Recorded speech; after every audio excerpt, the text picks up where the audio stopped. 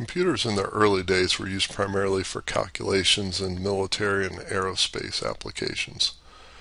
If you research some of the early electromechanical and the fully electronic computers, you could look at machines like the ABC, the Mark I, ENIAC, EDVAC, EDSAC, and the UNIVAC 1, and a lot more after those machines. The very well done movie called Hidden Figures shows both humans and machines doing calculations for the space program. We're going to do a few examples of repetitive calculations to kind of see how we might be able to do that in Scratch. To start out with, we're going to go down into the variable section, and we're going to store our repetitive calculations in a list so we can see the results. So I'm going to make a list. We're going to call it A list. Normally we give it a more definitive name, but we're just going to mainly do some calculations, so that name will work for what we're doing. We're also going to create a variable called index and also a variable called value, where we're going to calculate something and then put that in our list. And we'll just move the variables over so we can expand the list if we want to a little bit. Okay, so like most programs, we'll start out with an event to start things out. So when the space bar is pressed, in the control section, we're going to use the repeat block. This says repeat 10 times and then whatever things we put inside the repeat block. Instead of 10, we can also use a variable if we want to calculate how many times to repeat something. We have some options there. So let's go ahead and bring out our value and our index,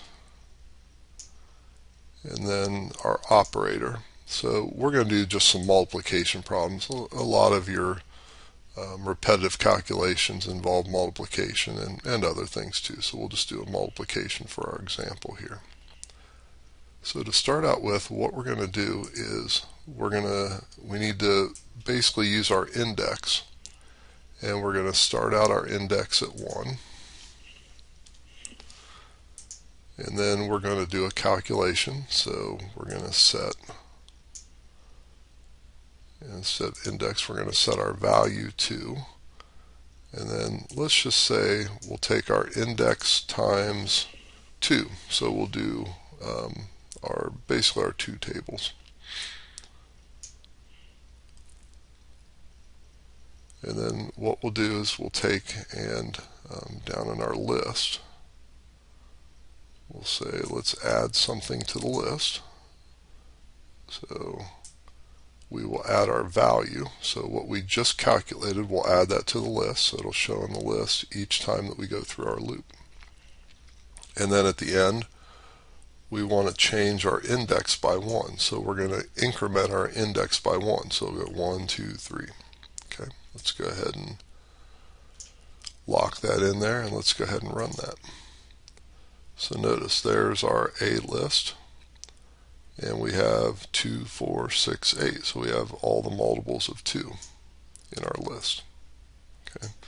Down in our list, we also have the option to, we can say delete all of A lists. And notice we've got our 2's in there. If I click on that block to run it by itself, it just gets rid of our list and we start over again.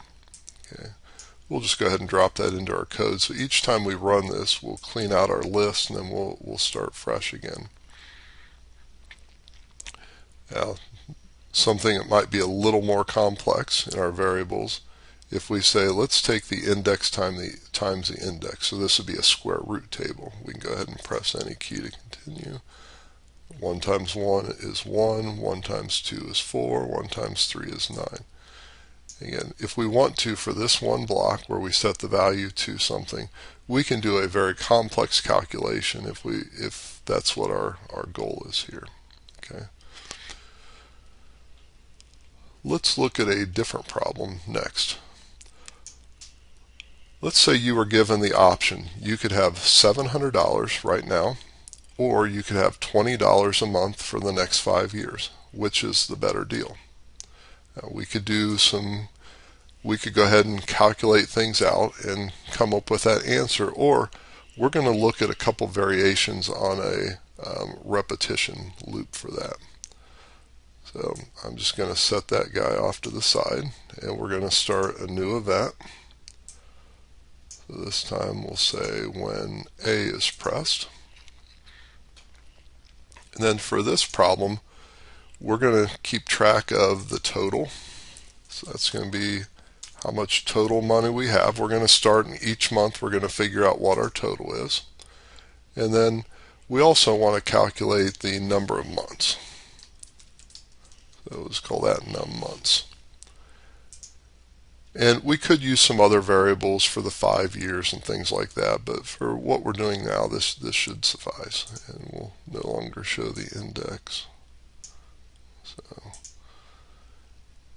and actually we'll hide the A list, because for this one we aren't going to do a list. And we'll also hide value. And we could have started a new project as well if we wanted to. So for this problem, what we want to do is start out by setting the total to 0. Because we start out with $0, and then we're going to increment $20 for each month. Okay, and then we also want to figure out how many months do we have. And to do that, we're going to multiply 12 months in a year times 5 years. Okay, so back to the control is our repeat block. This time, instead of repeating 10 times, we're going to use the variable number of months. So we're going to do the calculation for the number of months there are. In this case, 12 times 5. If we change that to 4 or some other number, then this is a variable, so it'll change based on how we do the calculation above. Then we're going to say, let's set our total. And then we need to calculate that out. So we're going to take our total, and we're going to add $20 to it every month. So we'll type in our 20, and we'll drag up our variable total.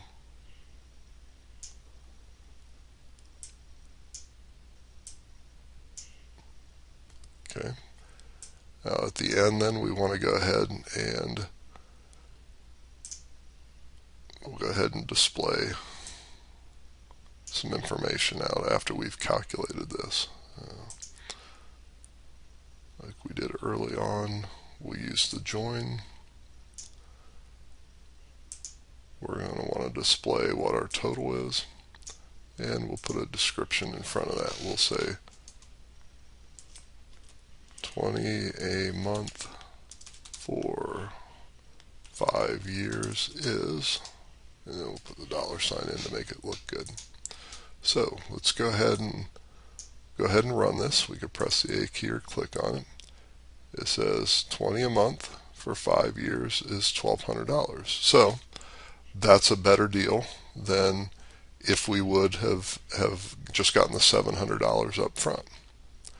Now another way to approach this is, so let's use the repetition and let's figure out how many months it takes to get to the point where we're above that $500.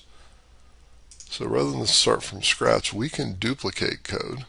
So if we want to keep a copy of our old code, we can do that and then duplicate it, and I've got a copy of it that I can go ahead and work around with, okay, rather than starting completely from scratch. So for this problem, instead of repeating a certain number of times, we're going to want to repeat until, if you remember back, we talked about conditions. So we want to continue to repeat until a certain condition happens. So in the control area, we have an option that says repeat until, and then we have to put a condition in there. So the condition we're going to put is, there's our condition block. We want to do a greater than sign. So when do we have more than $700 is what we're trying to figure out. So we're going to say repeat until, and then our total, and I can duplicate variables as well if I'm going to use them multiple times rather than continue to drag them out. So I can say, when is my total greater than $700? Okay, so we're going to pull this out and replace it with our repeat until. Okay, so we want to repeat until total is greater than 700. Now we're going to want to do a calculation, so we want to say, okay, the number of months, we're going to set that to, and then I do need to go over and get the variable number of months.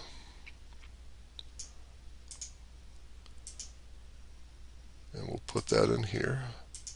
So we're going to say number of months plus 1. So we're going to start out with number of months 0, and we're just going to keep track of each month by month until we hit that total that's greater than 700. Okay. So we also need to calculate our total. So we're going to say set total equal to, and then in our operators, we're going to continue to add $20 per month. So we'll say our total plus 20. Okay. Now we'll break the say off, and we don't need this repeat any longer, so we'll get rid of that. We don't need this any longer. Let's get rid of that. Now what we're looking for, our answer, is going to be the number of months. So how many months did it take us to exceed the $700? Okay, so we need to change our description here. So let's say exceed $700 at 20 a month in, and then the number of months will display. So if we run through this real quick, we'll say, and I'll change this to a B since the other one was an A. So we're going to set the total and the number of months to 0. We're going to check to see when the total is more than 700. And then we're going to increment the months by 1 each time and increment our total by 20 each time. Go ahead and press it, and it says we're going to exceed $700 at 20 a month in 36 months. Okay, so quick description, or a quick example of some ways to do repetitive calculations. Look at the description in the bottom for a link to some more calculations that you can do on your own. Enjoy your time coding in Scratch.